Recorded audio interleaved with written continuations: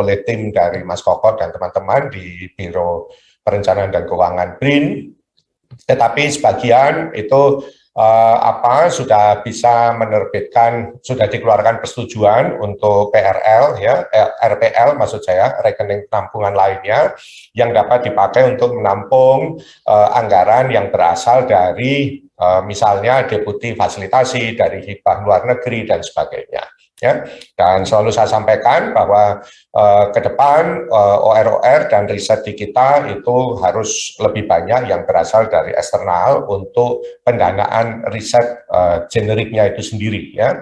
Sedangkan untuk infrastruktur dan sebagainya perkantoran kan sudah dibiayai dari yang lain ya. Sehingga memang tidak perlu menjadi alasan ya, meskipun saya tahu untuk beberapa riset itu menjadi krusial, tetapi sebenarnya secara prinsip itu tidak boleh menjadi alasan yang cukup kuat ya, bahwa kita jadi tidak bisa melakukan riset gitu ya, karena anggaran APBN untuk bahan riset ya yang ada di OR itu juga tidak terlalu besar sebenarnya.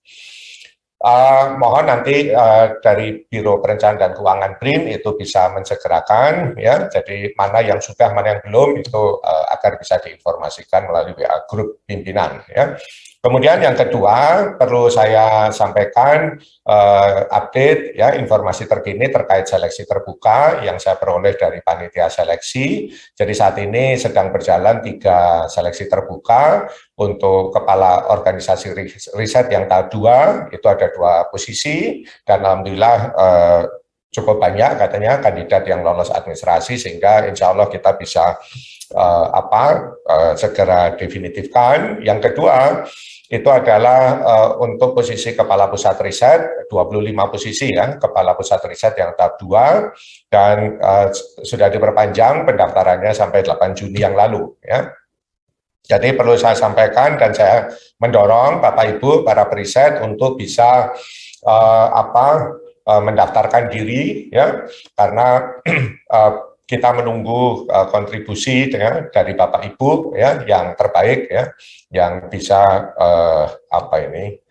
dan sekaligus menjadi pemimpin untuk riset-riset di pusat-pusat riset kita ya, karena masih cukup banyak ya, ada 25 posisi yang kosong. Kemudian juga CPT Pratama yang tahap 3 itu ada 12 posisi ya, dan alhamdulillah ini cukup banyak ya. Saya kurang tahu ini 47 itu ada di mana ya, yang mana kemana dan sebagainya ya. Moga-moga ini juga tidak terlalu ini ya, tidak ada yang kosong lagi. Nah, poin utama seleksi terbuka, jadi pada kesempatan ini saya ingin menyampaikan sedikit contekan ya, untuk bagi yang tertarik untuk mengikuti. Jadi yang pertama tentu yang adalah dibuka dan terbuka untuk umum ya, baik sivitas internal maupun eksternal selama memenuhi syarat dan ketentuan yang berlaku. Kemudian ini dibuka bertahap, jadi selalu pansel itu menyampaikan ke saya waktu itu maksimal 10 posisi lah, begitu ya. Karena apa? Karena memang cukup berat ya, bisa dibayangkan kalau 10 posisi saja dengan 4 kandidat berarti akan ada 40 orang yang diwawancara ya. Jadi itu akan sangat melelahkan gitu ya. Tapi setelah beberapa kali dilakukan sepertinya pansel setuju untuk menambah posisi di setiap tahapan ya, supaya bisa cepat selesai. Kemudian secara prinsip saya juga tidak terlibat sama sekali di proses itu, dan memang saya tidak ingin melibatkan diri.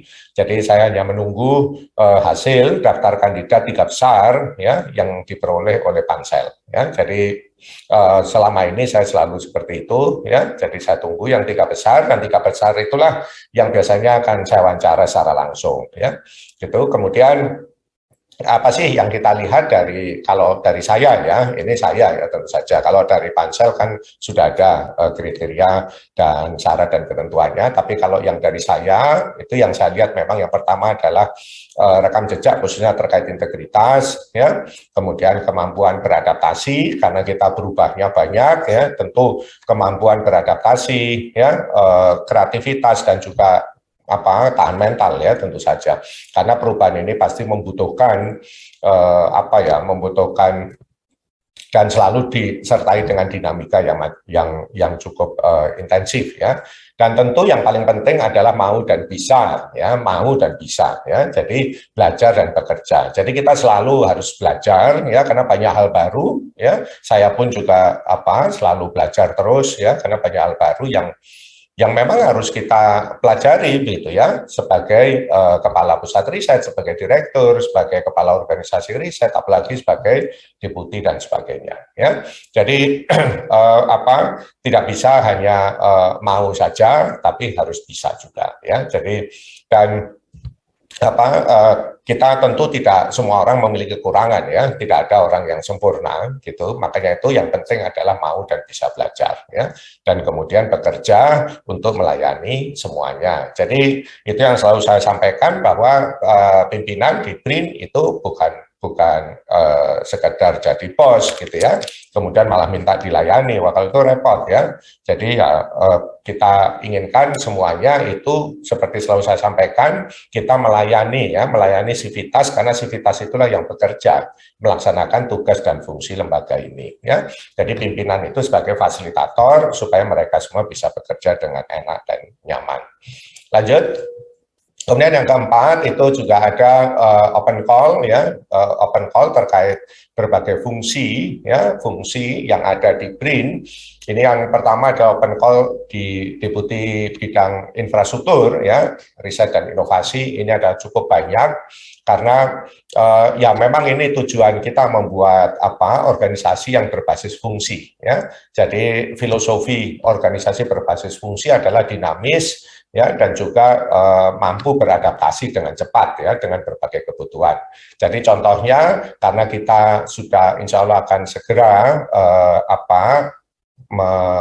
mendapatkan cryo IM ya, cryo IM baik di Puspitek maupun di Cibinong, maka ini barang yang cukup mahal ya, dan memang levelnya level yang luar biasa secara global. Jadi diperlukan ya koordinator khusus untuk mengembangkan aspek riset dan kolaborasi globalnya. Karena kalau hanya dipakai untuk kita sendiri, saya yakin itu tidak akan bisa dioptimalkan ya. Jadi ini harus bisa menjadi alat ya dan fasilitas ya bagi Bapak Ibu para periset kita untuk meningkatkan global engagement dan juga kolaborasi dengan berbagai pihak di luar BRIN termasuk dari luar negeri.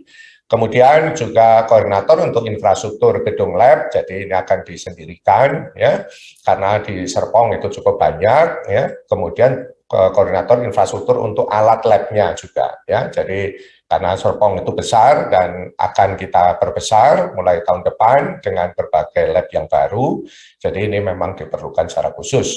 Kemudian juga fungsi pengembangan riset dan kolaborasi global yang berbasis STEM yang untuk materialnya ya, ini yang ada di Puspitek ya, seingat saya, oh ya di Serpong ya.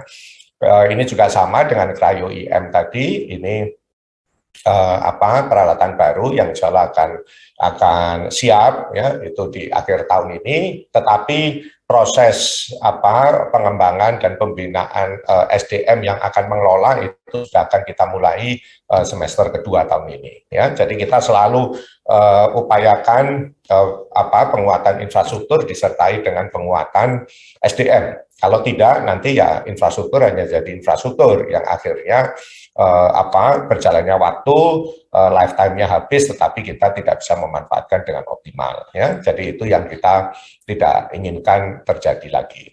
Kemudian infrastruktur gedung lab di Cibinong dan juga alat lab di Cibinong ya. Jadi ini kalau Serpong Cibinong memang spesifik ya, karena keduanya adalah kampus kita yang terbesar. Lanjut.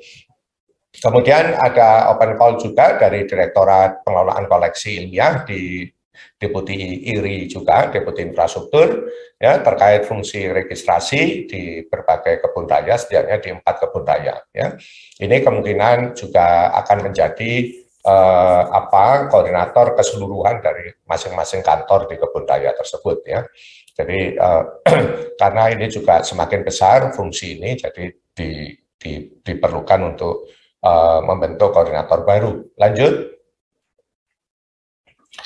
Kemudian juga ada open call dari Deputi SDM IPTEK, ya, khususnya di Direktorat Manajemen Talenta, ya, yang terkait dengan bukan koordinator, tetapi sebagai mentor, ya, untuk berkompetisi ilmiah, kemudian juga juri, ya, dan juga instruktur, ya, pembinaan ilmiah. Ya. Jadi saya yakin banyak teman-teman, Bapak Ibu yang memiliki kapasitas dan kepakaran yang memadai, dan menurut saya ini menjadi salah satu bagian dari layanan community services, ya, layanan komunitas, ya, untuk membina generasi muda, talenta, calon-calon periset masa depan Indonesia. Ya. Lanjut. Ya, kemudian juga ada open call dari Sestama untuk khususnya di Biro Kapop, ya, jadi terkait dengan kesekretariatan internasional. Jadi karena kita seperti di apel pagi 2 minggu sebelumnya, ya, seingat saya itu sudah saya umumkan, kita ada kesekretariatan itu yang kita bentuk secara khusus, ya, sehingga mereka bisa fokus dan kita bisa menghandle kesekretariatan itu dengan lebih serius, ya, khususnya yang terkait dengan komitmen internasional. Dan untuk itu diperlukan selain direktur eksekutif yang biasanya dari pakar terkait, itu tentu diperlukan tenaga pendukung di kesekretariatan, ya. Demikian juga untuk pimpinan, kesekretariatan pimpinan, ya, baik di level eselon 1 maupun eselon 2, di level OR maupun PR, dan termasuk sekretarisnya. Ya. Lanjut. Nah, kemudian pada kesempatan ini saya ingin sekaligus, ya, menjawab pertanyaan. Jadi ini memang waktu itu teman-teman dari Biro Kapuk mengusulkan akan ada sesi semacam apa itu, ya, dialog, ya, diskusi supaya ada interaksi yang lebih interaktif begitu, ya. Ya, sambil menunggu itu saya akan berusaha menjawab berbagai pertanyaan yang muncul, baik itu ada di Intrabrin, ada melalui WA saya sendiri, ya, dan sebagainya, ya. Jadi ini saya pikir mungkin tidak semua relevan, tetapi saya pikir perlu dan menurut saya menjadi bagian dari proses iterasi komunikasi, ya, yang harus kita lakukan langsung ke seluruh sivitas. Ya, jadi yang pertama itu ada pertanyaan, ya, itu periset dan OR atau PR di BRIN kok hanya diminta melakukan riset gitu, ya, bahkan ditargetkan semua punya publikasi. Terus gimana dengan inovasinya gitu, ya? Kok sepertinya BRIN dilipikan gitu, ya. Jadi ini dalam beberapa kesempatan saya mendengar dan mendapatkan langsung pertanyaan ini, ya. Kemudian bedanya apa kita dengan perguruan tinggi, kan begitu, ya. Jadi kalau saya bicara aspek legalnya, jadi sesuai undang-undang dan juga Perpres BRIN, ya. Jadi intinya aktivitas kita, ya, dan output dan keluaran kita itu adalah litbang jirap untuk menghasilkan invensi dan inovasi. Udah selalu itu terus yang tertulis, ya, gitu. Nah, itu sebabnya ya pada saat itu memang tidak mungkin kita bikin badan litbang jirap begitu, ya, karena kan terlalu panjang, ya. Itu sebabnya akhirnya waktu itu dipilihlah kata riset, ya kan, gitu. Meskipun kata riset itu kalau sesuai kamus, ya, maknanya itu penelitian begitu, ya, riset sama dengan penelitian. Tetapi karena kita sudah terlanjur ada istilah litbang jirap, kita pecah-pecah, ya, aktivitas itu, ya, aktivitas menghasilkan invensi inovasi itu dipecah-pecah jadi 4 begitu, ya. Kemudian ya kata riset itulah yang dipilih, ya, untuk merepresentasikan aktivitas, ya, aktivitas litbang jirap itu, ya, aktivitasnya untuk menghasilkan output, ya, output yang berupa invensi, ya, output dari aktivitas litbang jirap itu invensi. Mau litnya, bangnya, J-nya, rapnya itu harus invensi, harus kebaruan. Kalau nggak ada kebaruan percuma soalnya kita lakukan itu, gitu, ya. Gitu. Jadi kebaruan itu menjadi titik fokus kita, ya, harus bikin kebaruan di ranah manapun, mau hulu, mau hilir, mau mana saja terserah, gitu, ya. Dan tentu semangat kita adalah bagaimana supaya invensi itu bisa bermanfaat dan diaplikasikan langsung, ya. Itulah inovasi, gitu, ya. Nah, karena penekanannya itu makanya namanya riset dan inovasi, ya, nama badan kita ini, gitu, ya. Jadi ini yang harus diingat, gitu, ya. Jadi bukan berarti kalau namanya riset itu artinya penelitian saja, gitu, ya, meskipun di kamus tulisannya begitu, gitu, ya, apa boleh buat ya, kita tidak banyak punya pilihan pada saat itu ya, gitu. Kemudian karena nggak ada kata-kata lain ya. Nah, itu sebabnya struktur kelembagaan di BRIN, ya kan, dan sekaligus itu sesuai dengan semangat dari reformasi birokrasi, ya, yang dipimpin oleh Menpan RB, ya. Jadi bagaimana membawa lembaga itu lebih berbasis fungsi, bukan struktural, gitu ya. Jadi itu sebabnya di BRIN. Nah, ini BRIN itu yang pertama bahwa dilakukan pemisahan fungsi. Ya, pemisahan fungsi administrasi itu ada di Sestama, seluruhnya layanan publik dan fasilitasi untuk menghasilkan outcome, ya, outcome yang tadi inovasi itu ada di deputi. Jadi deputi itu penghasil inovasi sebenarnya ya, gitu. Jadi inovasi di semua level termasuk naskah kebijakan. Kalau di 3 deputi yang terkait kebijakan ya, deputi kebijakan pembangunan, kebijakan riset inovasi, dan juga riset inovasi daerah ya. Kemudian ada 4 deputi ya yang terkait dengan fasilitasi ya, itu fasilitasi, dan salah satunya itu yang fokus ke inovasinya itu deputi pemanfaatan gitu ya. Jadi deputi itulah yang bertanggung jawab terkait masalah inovasi sebenarnya. Sedangkan aktivitas risetnya itu sendiri untuk menghasilkan output, ya, karena kita nggak akan ada inovasi kalau nggak punya invensi, gitu ya. Invensi nggak boleh terjadi, ya, kalau tidak ada risetnya, ya, riset di ranah manapun.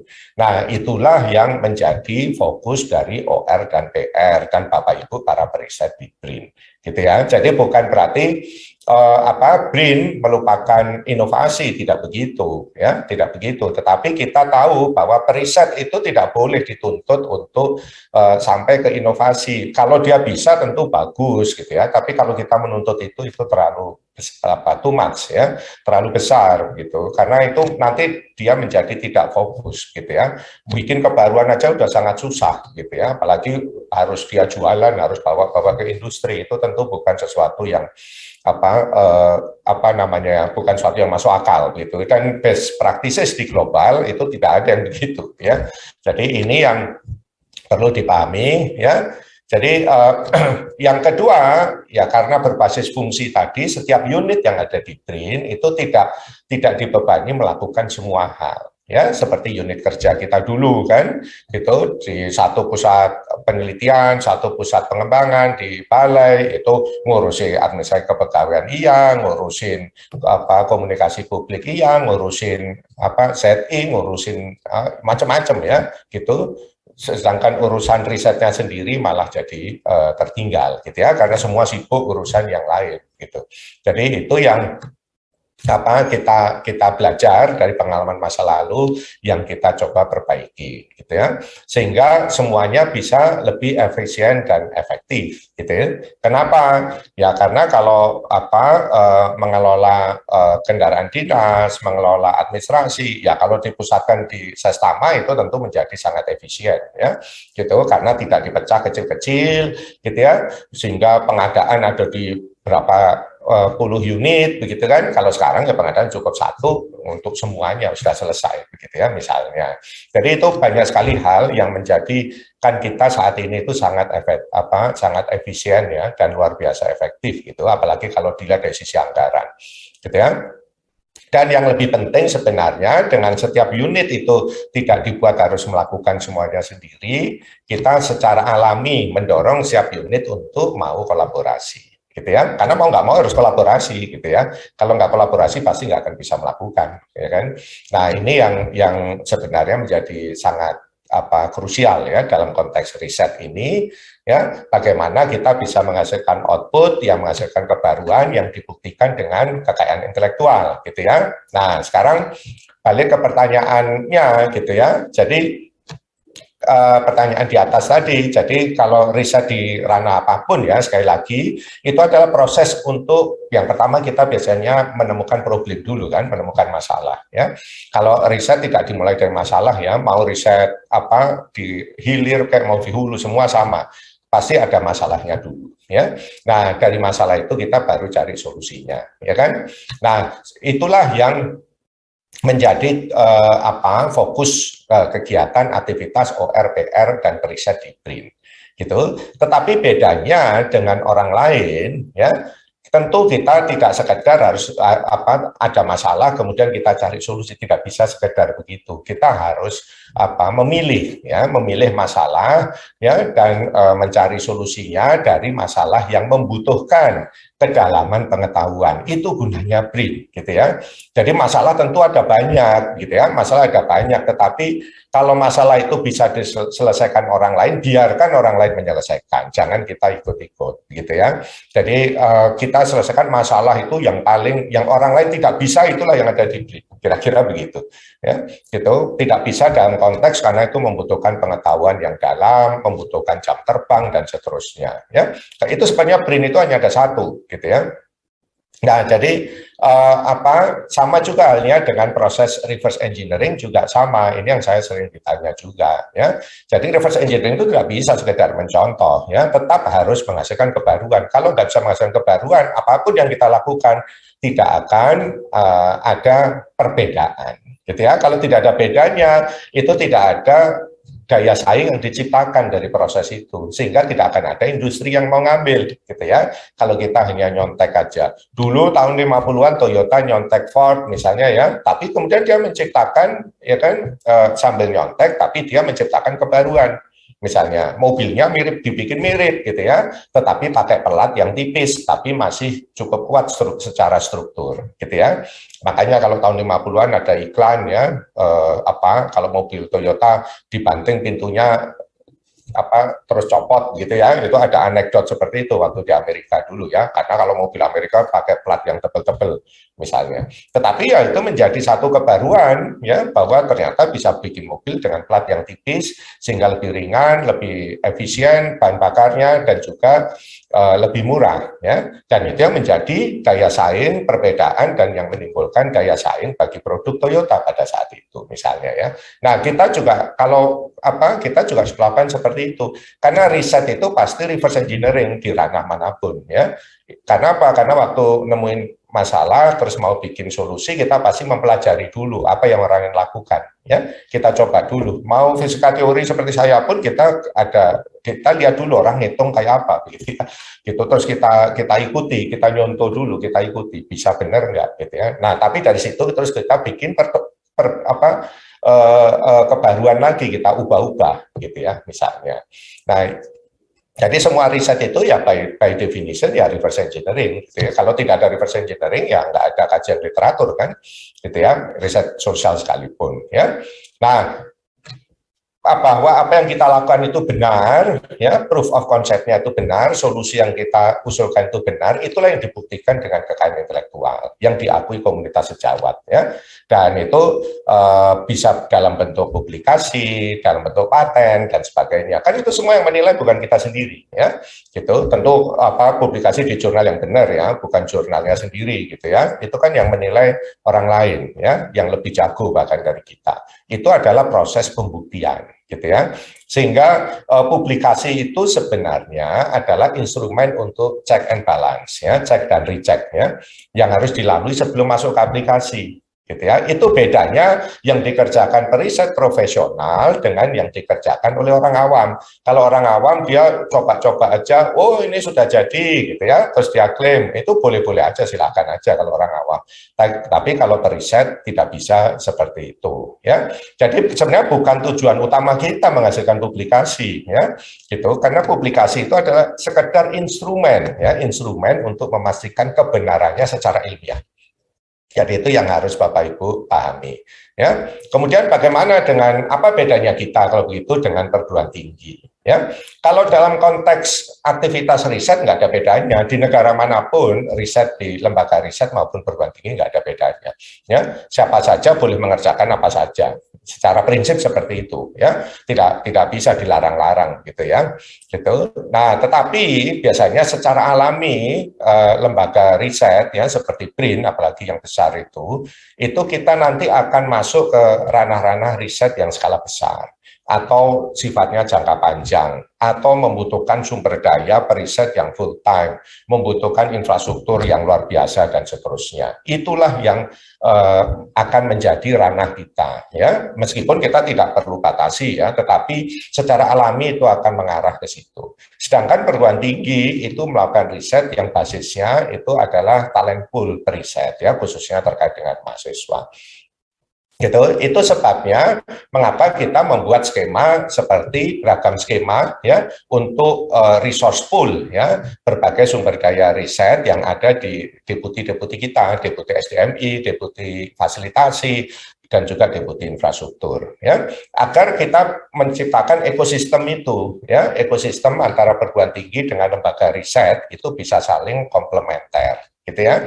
Jadi itu yang dulu tidak terjadi karena semua sendiri-sendiri itu semua mau mengerjakan semuanya sendiri, gitu ya. Padahal perguruan tinggi itu memiliki banyak hal yang mereka tidak mungkin lakukan, ya. Misalnya terkait dengan infrastruktur besar itu tidak mungkin perguruan tinggi dimanapun di dunia ini, ya kan. Tetapi mereka punya talent poolnya, ya. Sedangkan lembaga riset itu kita justru diharapkan menjadi jangkar, gitu ya. Riset itu kalau tidak ada yang bikin riset yang lebih canggih, lebih besar, lebih jangka panjang, riset di bawahnya nggak akan jalan, gitu ya, tidak akan jalan, gitu. Karena ini akan menjadi jangkar, ya. Seperti kalau kita lihat di mall ada tenan besar itu kan jadi anchor tenan namanya, ya.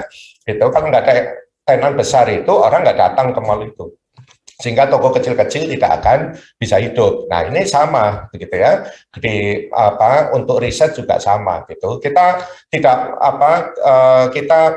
teman-teman di perguruan tinggi tidak mungkin masuk ke misalnya riset molekuler, ya, yang real time memakai cryo-EM. Kalau cryo-EM itu tidak ada di BRIN dan dikelola secara full time oleh periset BRIN, ya, dan yang melakukan riset-riset terkini paling frontier di bidang itu, gitu ya. Setelah periset BRIN masuk, baru nanti orang perguruan tinggi akan bisa terseret masuk ke situ, misalnya, ya. Nah, itu salah satu contoh. Nah, yang kapal riset, ya, yang berbasis kapal riset untuk kemaritiman dan sebagainya juga sama seperti itu, ya. Lanjut. Kemudian pertanyaan kedua, ini masih pertanyaan pertama, ya. Itu sebabnya waktu 23 Mei yang lalu saya sampaikan piramida seperti ini, ya, bahwa BRIN itu untuk semuanya, gitu. BRIN tidak hanya untuk periset BRIN, BRIN itu untuk ekosistem dan periset seluruh Indonesia, gitu. Tetapi periset BRIN, ya, itu ada di puncak seharusnya, ya, seharusnya. Itu sebabnya kalau ada Pak Gubernur yang tanya ke saya, Mas, memang periset harus S3, gitu. Loh, kalau di BRIN harus S3 karena di BRIN itu yang di puncak. Tapi kalau di Brida, di daerah dan sebagainya tidak harus S3, gitu ya. Tidak mungkin, bahkan tidak perlu, gitu ya. Bisa S2, bahkan bisa S1, begitu.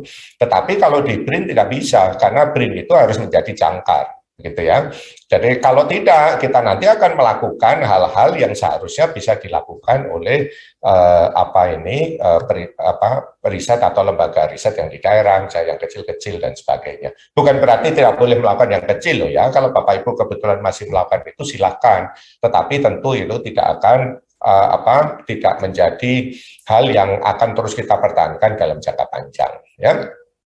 Jadi kurang lebih seperti itu. Kemudian pertanyaan kedua, ya, ada 3 pertanyaan sih.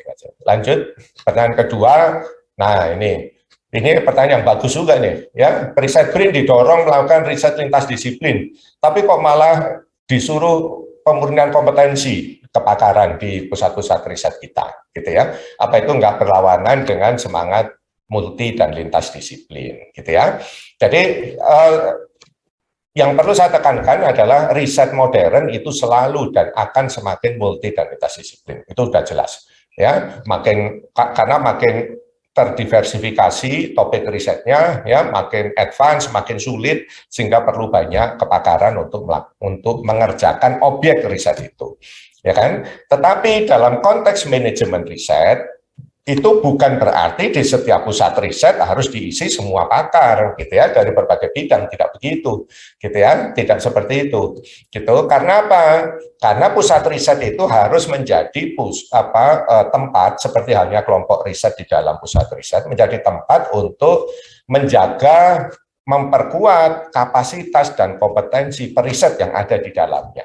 Dan itu hanya bisa dilakukan kalau semua sekepakaran, gitu ya, di dalam kelompok atau pusat riset itu. Gitu, jadi kepakarannya ya memang sama atau serupa lah ya minimal. Gitu ya. Jadi tetapi berbeda ceritanya kalau kita bicara pada saat kita mendapatkan problem, kita mau melakukan riset, itulah objek riset itu yang harus dikerjakan rame-rame gitu ya. Disitulah perlu kolaborasi antara kelompok riset ya dengan pusat riset atau dengan OR yang lain atau bahkan dengan institusi eksternal. Gitu. Jadi berbeda pada saat mengerjakan objek riset yang spesifik, kita harus kolaboratif. Disitulah lintas dan multidisiplin terjadi. Tapi di dalam komunitas kelompok riset dan pusat riset, ya itu harus orang yang sepakaran. Kalau tidak, nanti hanya akan ada misalnya kalau di misalnya pusat riset elektronika, kemudian ada orang IT-nya hanya jadi katakanlah jadi tool, ya. Gitu, jadi tool, dia tidak bisa menjadi pemain utama, dia hanya akan jadi tool terus, karena dia untuk membantu orang elektronya, karena orang elektronya fokusnya ke elektronya, bukan ke masalah IT-nya misalnya. Sebaliknya di IT juga begitu, kalau ada orang elektro, ya orang elektronya akan jadi pembantu terus, jadi tool terus gitu ya. Padahal seharusnya tidak begitu.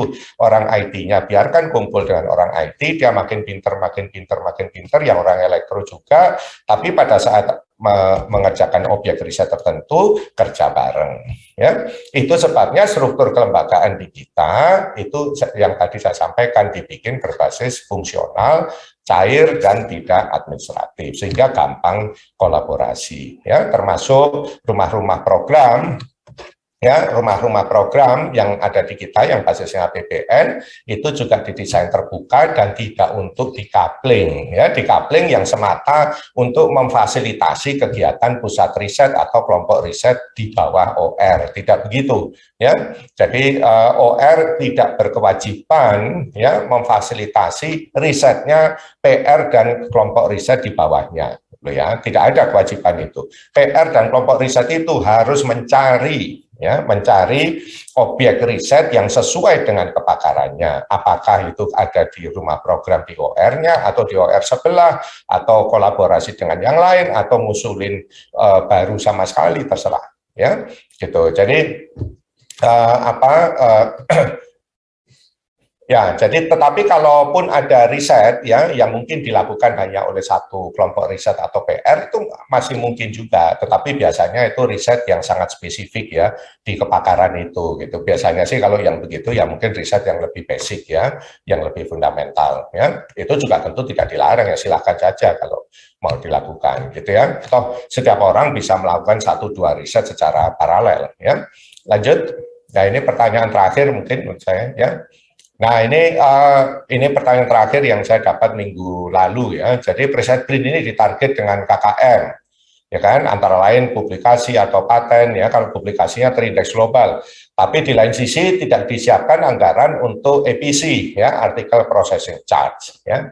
Jadi itu tidak mendorong mendapatkan KKM dong. Ya, kan begitu pertanyaannya ya. Jadi yang saya tekankan sekali lagi, anggaran di BRIN itu adalah anggaran dari masyarakat untuk kita menciptakan sesuatu yang berguna bagi masyarakat, bukan anggaran untuk menghidupi ASN di dalam BRIN ya. Jadi itu sebabnya saya akan dengan tegas melarang misalnya bikin konferensi supaya orang dapat angka kredit ya. Ya kalau dulu mungkin mohon maaf itu sering terjadi ya. Jadi itu tidak ada gitu ya. Jadi anggaran kita itu bukan untuk ASN yang ada di dalam kita. Kita sudah mendapatkan bagian anggaran berupa gaji itu ya, berupa gaji itu. Dengan gaji itu kita yang harus berpikir ya bagaimana kita mampu mencapai target sesuai jabatan fungsional yang kita pilih, gitu ya. Jadi kita bekerja bukan untuk istilahnya supaya Jafung kita hidup. Itu banyak sekali itu yang menyampaikan begitu. Ini saya mau fokus ke Jafung aja Pak, saya nggak mau jadi ini koordinator misalnya. Loh, itu lucu. Bapak Ibu itu dibayar negara ini untuk bekerja sesuai kebutuhan negara ini, sesuai kebutuhan kantor, sesuai kebutuhan yang diminta oleh masyarakat gitu ya, bukan untuk menghidupi Jafung Bapak Ibu gitu ya. Jafung itu adalah efek sampingan dari proses pekerjaan yang kita lakukan. Itu sebabnya kita mendorong Bapak Ibu untuk bisa beralih Jafung kalau perlu, ya, menyesuaikan dengan tugas dan fungsi yang saat ini sedang dilakukan gitu ya. Jadi, terkait kembali ke pertanyaan ini, terkait khususnya untuk publikasi dan APC, ya, artikel processing charge ini. Jadi, tadi sudah saya sampaikan ya bahwa kekayaan intelektual, lebih khusus lagi publikasi, itu sebenarnya bukan tujuan, itu adalah instrumen untuk memastikan kebenaran proses, ya kan, dan klaim yang Bapak Ibu lakukan. Gitu ya, kebaruan ya, apapun yang Bapak Ibu klaim ya, dan proses menciptakan kebaruan itu. Ini adalah instrumen gitu ya, bukan tujuan gitu. Nah, jadi ini untuk memastikan bahwa periset Bapak Ibu itu menjalankan proses yang benar. Itu bedanya kita periset profesional dengan orang awam ya, sesuai kaidah dan norma ilmiah global ya. Jadi itu sebabnya keluaran kekayaan intelektual itu itulah yang menjadi poin-poin dari KKM ya, yang nanti insya Allah segera ya, setelah kita melakukan pelantikan terakhir, nanti kita segera akan keluarkan ya, peraturan regulasi terkait KKM ini, dan juga masa transisi ya, yang kita rencanakan tahun ini dan tahun depan, sehingga Bapak Ibu sebenarnya masih punya 2 tahun untuk mempersiapkan diri supaya bisa memiliki KKM ya, mulai tahun depan gitu. Jadi seperti itu ya. Nah, khusus terkait APC ya, artikel processing charge ya, itu sebenarnya adalah instrumen yang kita komunitas kita itu mulai sejak tahun 90-an ya, sehingga waktu saya masih S3 waktu itu. Jadi untuk mendorong inisiatif open access sebenarnya ya. Tetapi sayangnya pada awal-awal tahun 2000-an itu banyak disalahgunakan oleh penerbit jurnal dengan kredibilitas yang meragukan gitu ya. Nah, tapi secara khusus untuk kasus Indonesia ya, jadi secara umum kita sebenarnya belum siap dan belum perlu untuk mendorong open access global itu. Ya, konteksnya apa? Ya, jadi jangan salah juga loh ya. Konteksnya apa? Karena critical mass, kapasitas dan kompetensi periset kita itu masih relatif tertinggal.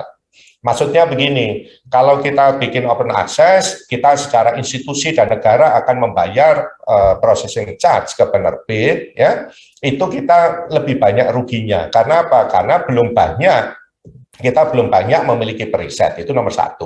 Dari belum banyak periset yang kita miliki, belum banyak juga yang sampai di level yang seharusnya, ya, yang memang perlu mengakses semua jurnal ya di bidangnya dan sebagainya, itu belum banyak. Ya, kita harus jujur ya melihat itu belum banyak, sehingga kita akan rugi gitu ya. Karena apa? Karena yang untung negara-negara yang maju, yang tingkat utilisasi ya akses jurnalnya itu sangat tinggi gitu ya.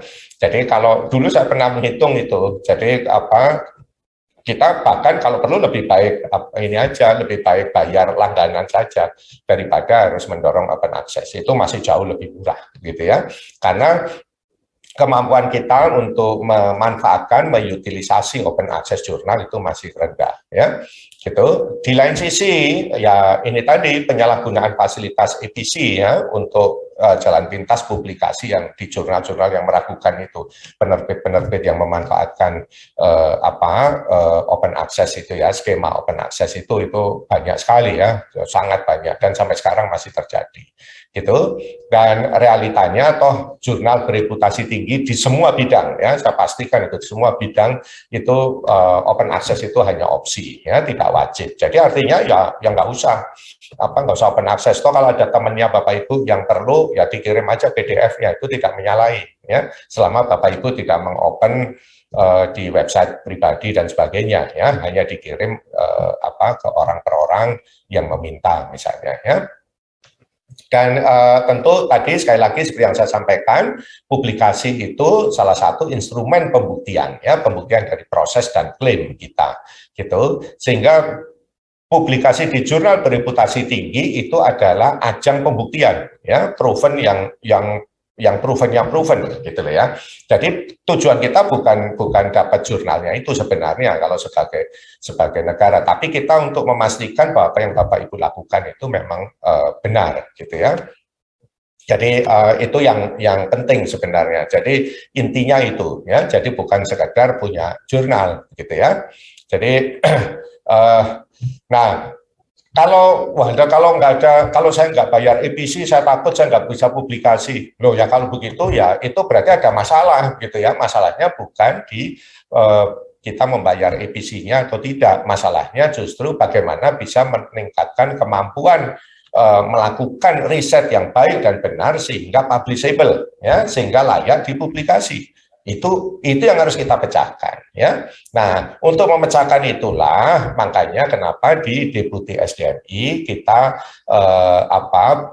adakan skema mobilitas periset gitu ya. Kalau memang merasa belum mampu, wow itu kalau di jurnal yang impact faktor 8 saya belum mampu. Ya kalau itu cari kolaborator, cari rekanan, cari mitra, cari teman dari eksternal dari luar ya, misalnya memakai skema visiting professorship, mencari postdoc ya supaya grupnya kuat ya. Postdoc yang memang punya kemampuan kan tinggal bisa dicek ya kan, cari profesor yang bisa ikut bimbing satu tim, satu kelompok riset seperti itu.